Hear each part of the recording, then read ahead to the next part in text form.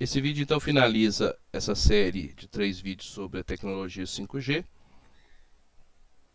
Nós vamos falar aqui da arquitetura, né, da rede, que são, assim, por alto, né, quais são as tecnologias-chave para conseguir entregar aqueles requisitos que nós estamos querendo ali daquele tripé, né? Acrescentando aqui também alguns requisitos, né? Aqui estão os 3 primeiros, que é a latência de 1 milissegundos, 10 gigabytes por segundo, 1 milhão de conexões por quilômetro quadrado.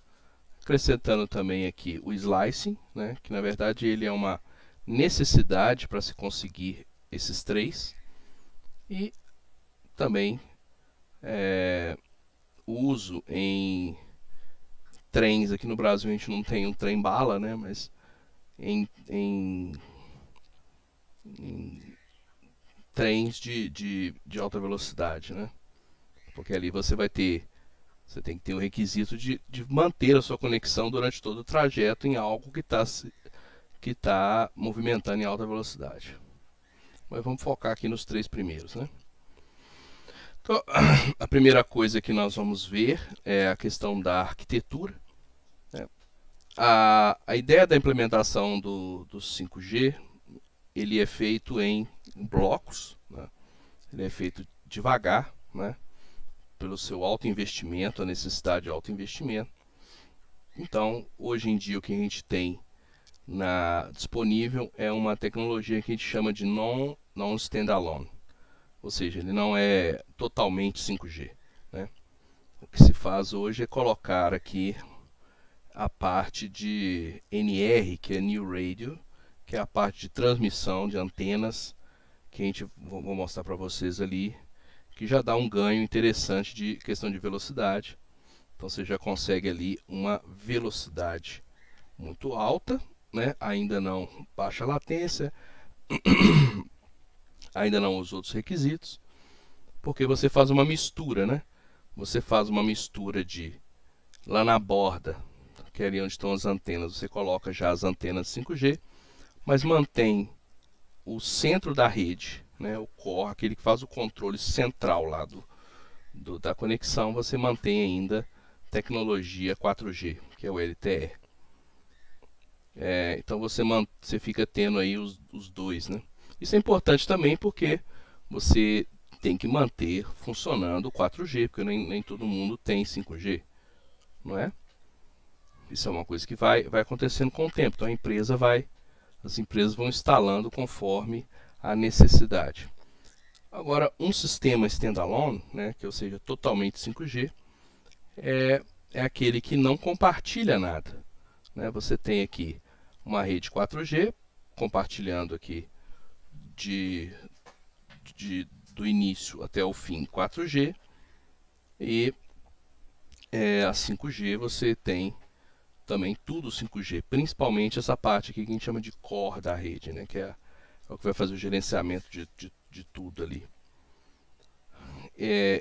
Principalmente esse 5G, esse core, é o que tem o maior custo, né?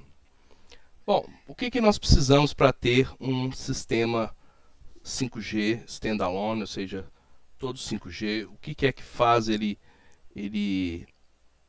dar esses requisitos de qualidade aqui, né?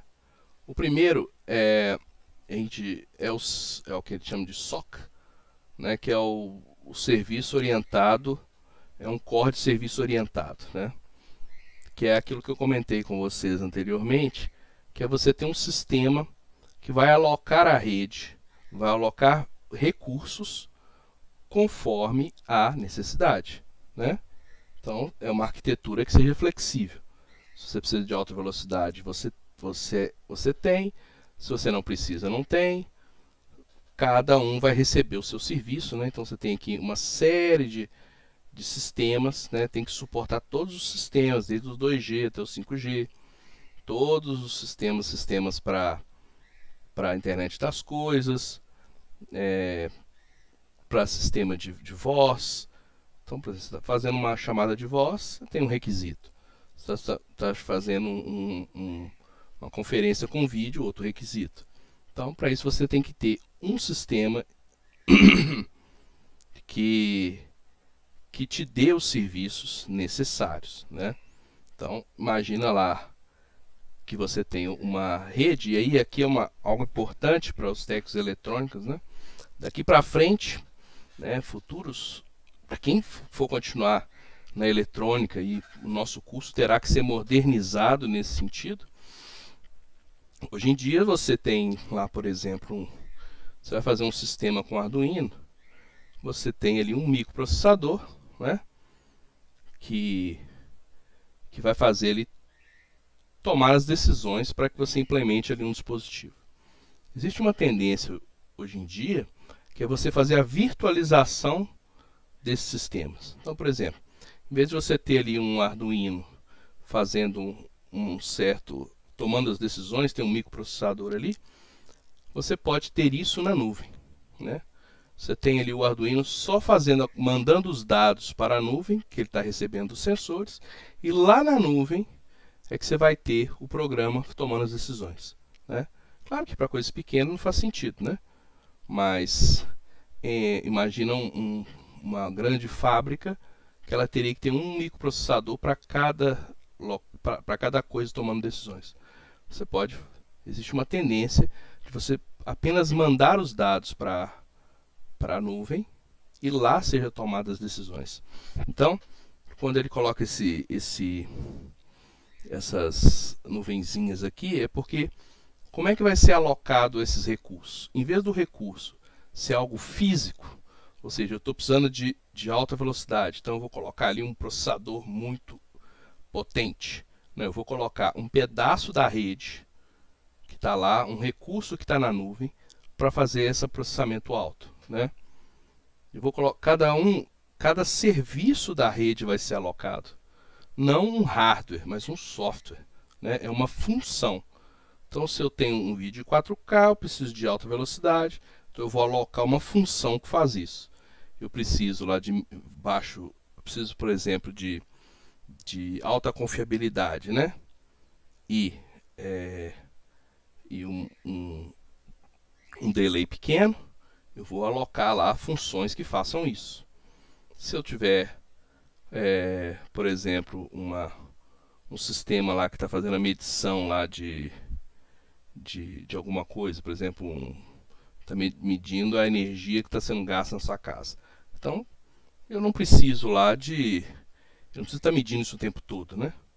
Então, eu posso alocar um serviço da rede que vai fazer isso, né? Em alguns momentos, eu posso levar esse serviço, que a gente chama de para a borda da rede, né? Em alguns locais eu vou ter que colocar algum hardware lá, mas a ideia é que eu possa alocar esses serviços conforme a minha necessidade. Então eu vou ter várias funções, né? Reparem que é algo também ligado muito à programação e que o Tec Eletrônica vai ter que se atentar a isso conforme vai passando o tempo, né? Porque um pouco de hardware vai ser substituído, né? Então aqui tem alguns exemplos, né? Se você vai trabalhar ali com grandes empresas, você pode também fazer o slicing da rede, que é fazer a separação, né? Eu vou ter ali grandes consumidores, eu sei que eu tenho grandes consumidores de dados que vão estar trabalhando ali, então eu vou alocar ali, digamos ali, quase que um tubo, né? Um pipeline, né? Uma linha de transmissão para alocar esses serviços aqui dessas empresas, né? Deixando aquilo dedicado à empresa. Ou seja, é um sistema orientado ao serviço. E então essa é a primeira coisa, né? Ter o primeiro requisito para você ter um 5G pleno é você ter esse core inteligente, né? Esse smart core que faça esse tipo de serviço. Algo importante que no Brasil já foi feito, teve muita discussão, é a questão da banda, né? Onde que eu vou colocar as frequências. Então, aqui no Brasil nós tivemos o leilão de 5G, né, que é basicamente dizendo, olha, eu vou pegar ali a a faixa de frequência e vocês vão poder usar essa faixa de frequência, coisa que nós vimos lá nas primeiras aulas. Então, a faixa de frequência que foi trabalhada é essa faixa aqui, ó, que é o 3.5 GHz, que é a chamada de banda C, né? E toda essa frequência sub 3 GHz também foi alocada. Então, eu posso trabalhar com essas várias faixas aqui, lá para o 5G. Então, mais banda, eu vou ter mais capacidade de transmitir dados. E também tem alguns espectros estendidos, que aqui no Brasil ainda está caminhando, que são frequências em micro-ondas, para fazer transmissões, não é via celular para celular, mas é para eu, por exemplo, enviar de uma rádio base até outra, né, de uma antena para outra antena em outro local.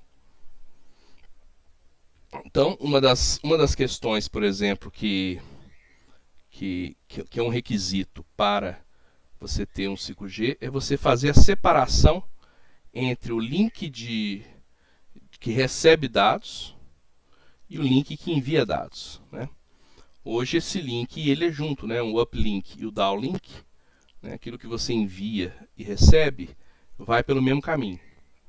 Então, você sabe muito bem que quando você tem uma internet lá, você consegue geralmente fazer um uplink muito mais rápido do que, na verdade, um downlink muito mais rápido, ou seja, pegar informações muito mais rápido do que entregar, né? Tanto que às vezes quando a pessoa é um youtuber ou faz live, ele contrata links especiais que dão uma transmissão mais rápida para ele poder fazer o serviço dele, né? Então, uma das coisas que é importante é fazer a separação disso. Separar o uplink do downlink. Que eles possam não ir no mesmo caminho, mas o caminho possa ser escolhido, qual é o caminho mais adequado para um determinado serviço, né? Então aqui está dando um exemplo aqui de sistemas que eu possa desacoplar, né? Tanto o downlink como o uplink, inclusive trabalhar em faixas diferentes, né? Eu possa, por exemplo, se eu tenho aqui,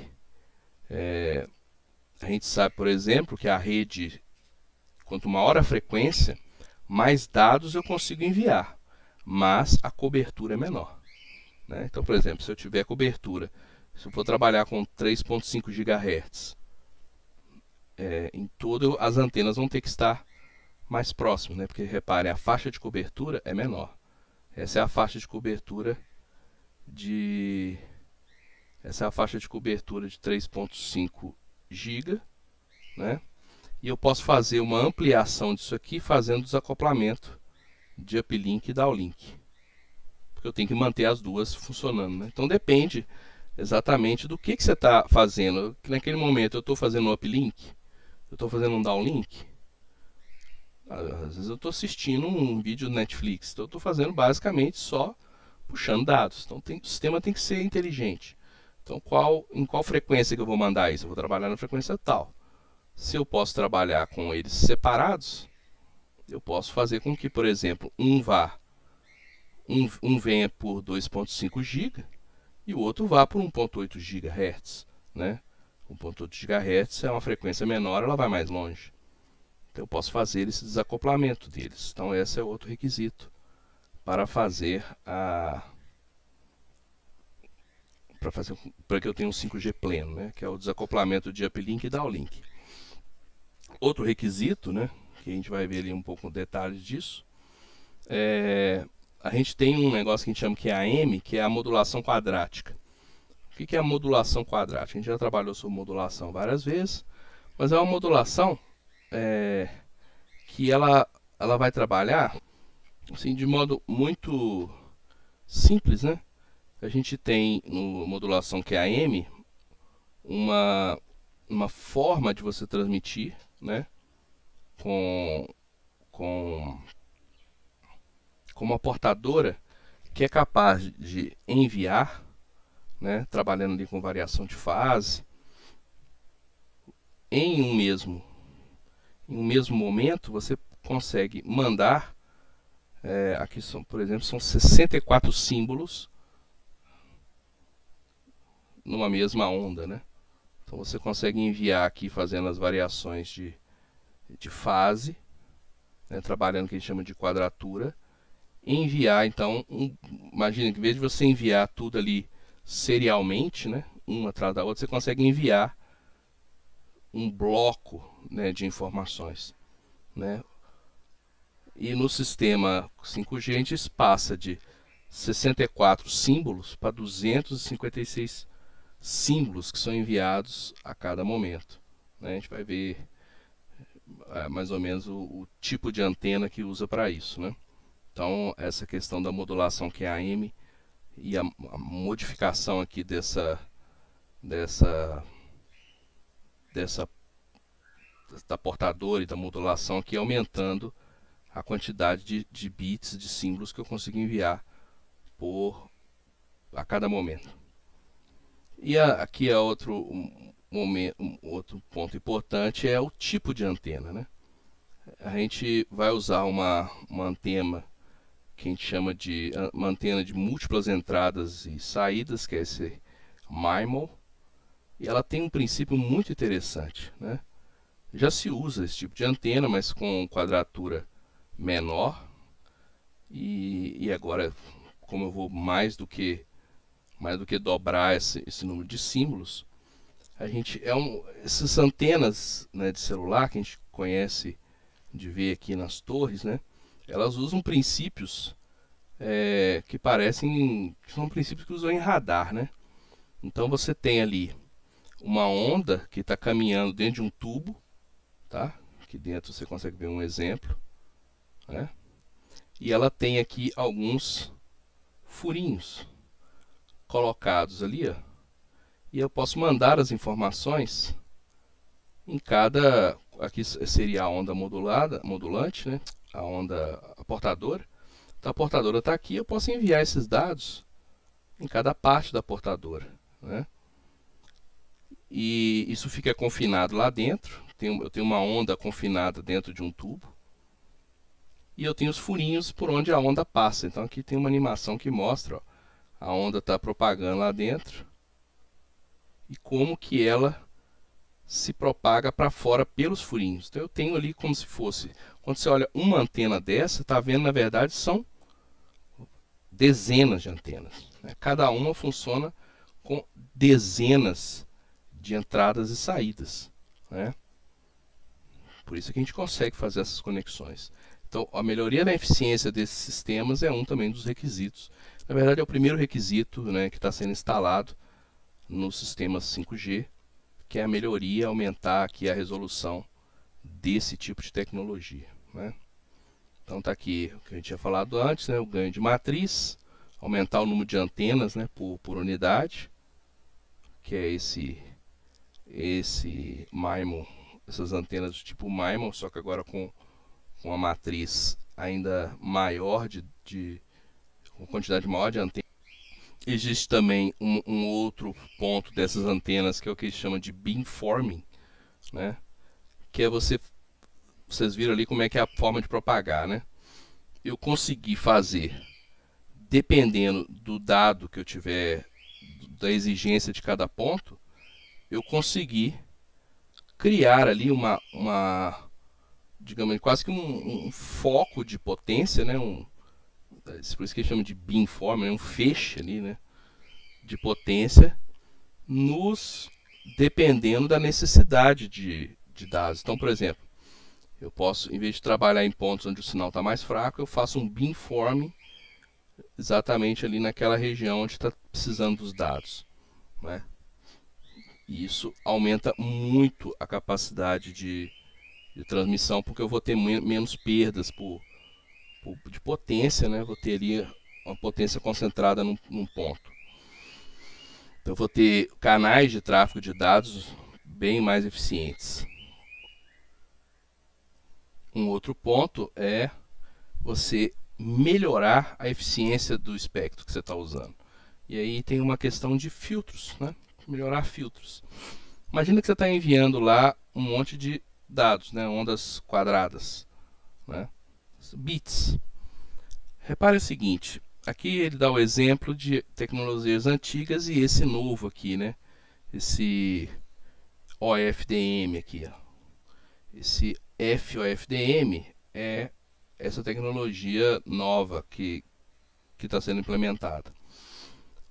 O que ela permite fazer? Reparem que a onda quadrada que está sendo enviada, o bit, ele é muito mais certinho. E nas outras tecnologias, esse bit ele tinha uma perninha aqui, ó, né? Um erro aqui. Então eu não conseguia colocar muitos bits por unidade. Eu não conseguia colocar muitos bits por unidade de...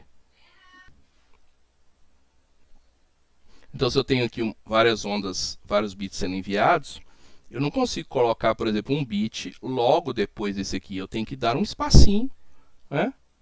Para quê? Para que eu não pegue esse erro. Agora, se eu tenho um sistema onde o bit é enviado com um erro, uma perfeição de filtragem maior, agora sim eu posso colocar mais um bit aqui perto. Então eu aumento a densidade de bits pela faixa de frequência enviada, né? Aumentando assim a eficiência.